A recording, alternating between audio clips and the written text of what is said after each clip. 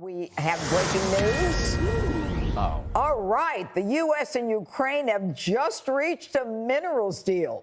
It will grant the U.S. privileged access to new investment projects to develop Ukraine's natural resources, including aluminum, graphite, oil, and natural gas. Well, that wasn't so hard, was it?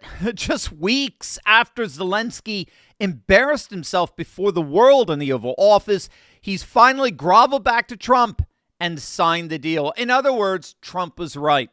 Zelensky's got no cards. Ukraine has absolutely no leverage whatsoever in this conflict, and yesterday's minerals deal confirms it. We're going to see exactly what this deal is all about and why it signals the end of globalism and the rising of a new civilizationalist world. Hey, gang, it's me, Dr. Steve, your Patriot Professor, here to celebrate right along with you the dawn of a new American golden age that you made possible back on November the 5th. So if you want a front row seat on everything having to do with the rise of a new conservative civilizationalist age all over the world, make sure to smack that bell and subscribe button. Before we dive in here, gang, I want to share with you one of my favorite news resources that I use every day, and that's ground news. These days, it's harder than ever to tell the difference between facts and opinions.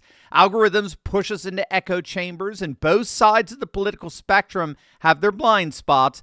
A lot of the time, we're only getting part of the story or missing it entirely. So that's why I use ground news. Ground news pulls together stories, get this, from over 50,000 news sources worldwide. And what makes it stand out is this. It doesn't just give you the headlines. It shows you the political bias behind each story. So you're not just reading the news, you're actually understanding it. So that's why more than 1 million people have downloaded the Ground News app. See for yourself at ground.news/Steve. One of my favorite features is the blind spot feed. It shows you stories that are getting a lot of coverage from one side of the political spectrum, but barely any from the other. It's a great way to spot the narratives that usually slip through the cracks. So, for example, here's a recent story that got almost no coverage on the left.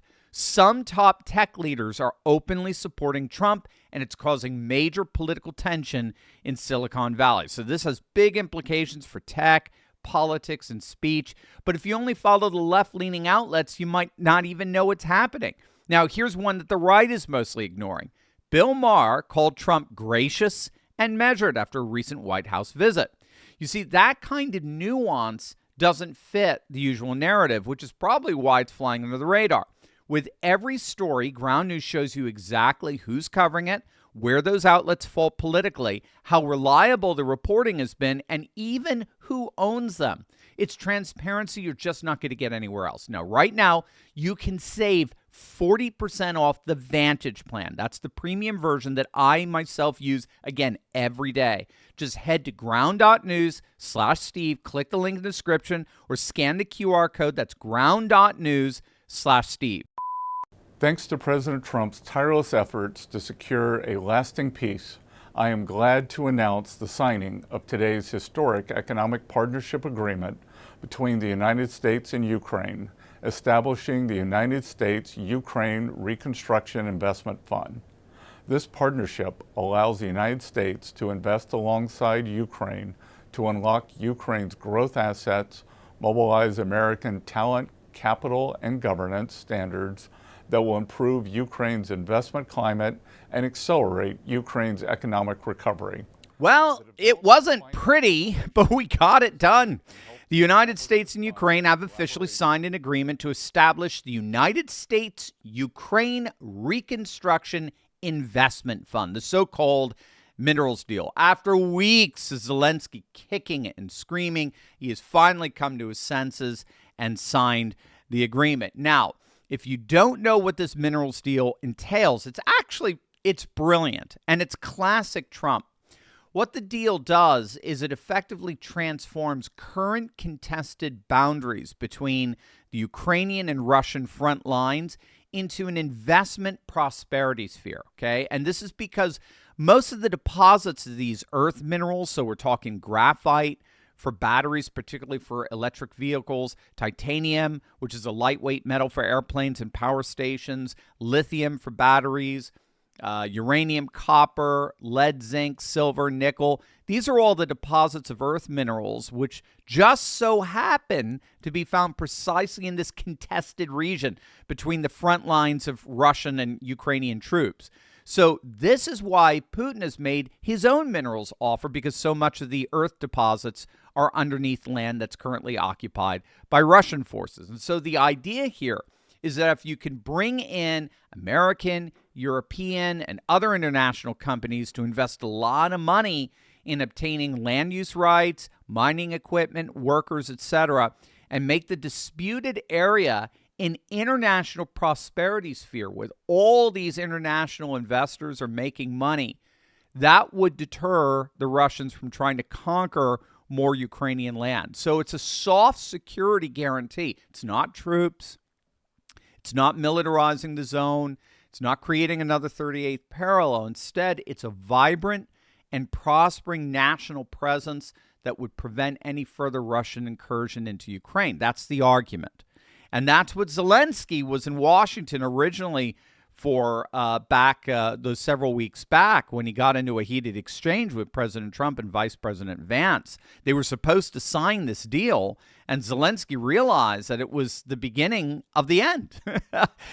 Once this deal was signed, then the slush funds would effectively dry up, and his days as dictator would most likely come to an end. And so he balked. He had a little temper tantrum in the Oval Office.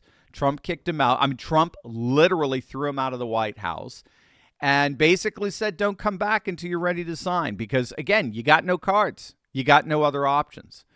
And then we were all treated to that iconic image of Trump sitting down with Zelensky over the weekend inside St. Peter's Basilica in Vatican City.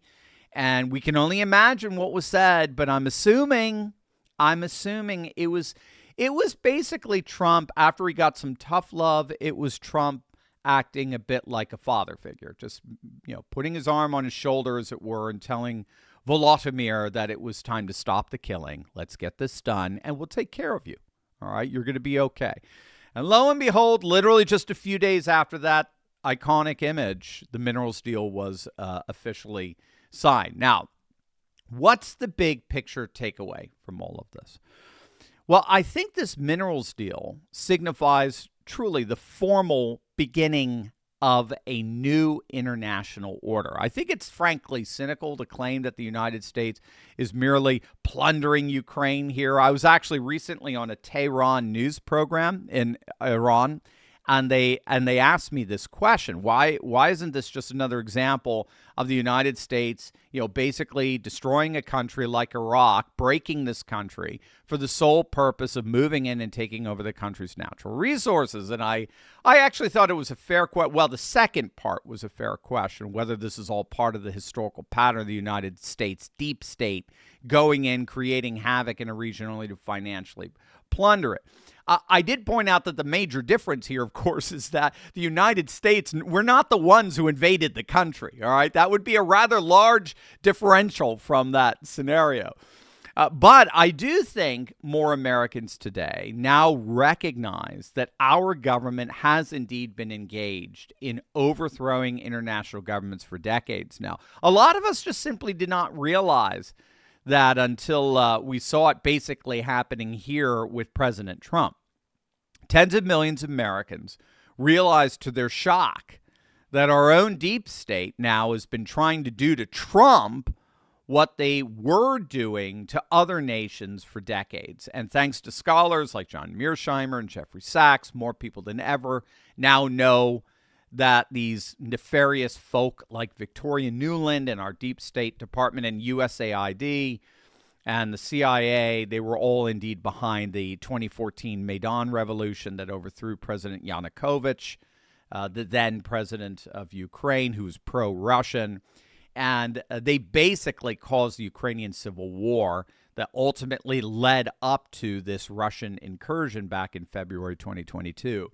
And given that, it would certainly be understandable to see this minerals deal as part of the pillaging pattern that would follow from this. However, what I think we have to realize here is that Victoria Nuland and these other nefarious actors are all very much part of an old liberal international order, what's often referred to as the unipolar world, where America tried to run the world as the sole economic and military superpower. And I do think Trump, particularly now, especially after what many consider to be a highly contestable election back in 2020, and then all the indictments and the fact that they tried to jail him, I think he represents the rejection of that liberal international order. And he's joining up with the rising multipolar civilizationalist world. I mean, Marco Rubio said it the other day at their cabinet meeting, where he said the State Department for decades basically made its decisions based on what was good for the world. What's good for the world? Because we were the head of the world order. We were running this globalist unipolar world order. And he said now, for the first time in decades, all the decisions the State Department is making is based on what's good for America. It's America first. And so, I think that whatever's really behind this minerals deal, for right or for wrong, it is part of a different order than what the United States deep state has been imposing on world politics for the last few decades. I think President Trump believes that the old liberal international order is dead. He sees institutions like NATO, the EU, the WTO. He sees these as organizations that are increasingly obsolete. They all belong to an age that really, it frankly no longer exists. And I think Trump clearly sees Ukraine and this whole conflict over the last 3 years as basically a proxy war between NATO and Russia. It's long been argued by liberal internationalists like George Soros that Russia, even after the fall of the Soviet Union, Russia, especially this new revitalized Orthodox Russia, represented the last obstacle to a truly globalist world order. China, at the time when Soros was writing this was back in the 1990s, China was still playing nice with the West. They all thought they could bring China over to the side, to our side, the Western liberal side. Ha ha. But nevertheless, they were arguing back then, Soros and a number of NATO officials, they were arguing that if we could combine NATO weapons technology with Eastern European troops, particularly Ukrainian troops, so NATO technology, Ukrainian troops, that they could together ultimately defeat Russia and thus remove the final obstacle to the total dominance of the liberal international order over the world. So that's what the Maidan Revolution back in 2014 was all about. That's what arming Ukraine with NATO weapons to fight the Donbass separatists was all about. And I think Trump recognizes that this war in Ukraine is the outworking of NATO technology combined with Ukrainian troops to try to defeat Russia. But I think Trump sees it as the liberal order's last gasp effort at trying to stave off this rising civilizationalist world. And he sees that effort as absolutely futile. Liberalism is dying. Civilizationalism is rising. And so Trump sees this prosperity deal with Ukraine as the true alternative to a policy of ongoing and escalating engagement and confrontation with Russia that the Biden administration was foolishly pursuing. So bravo to President Trump on another big win for world peace and a rising civilizationalist world. Hey there, Turley Talker. You know what? I'd love to hear from you. That's why I'm launching the Dr. Steve hotline, where you can call in, leave a question, and maybe even hear your own voice featured on an upcoming episode of the show. Whether it's about the latest political shakeup or cultural trends or how we keep pushing forward in this new conservative age, I want to know what's on your mind. Call me at 717-844-5984. Just leave your question. I'll be checking in every single week to answer as many as I can. Again, that's 717-844-5984. Your chance to be a part of the conversation. One more time, 717-844-5984. Give me a call and let's talk.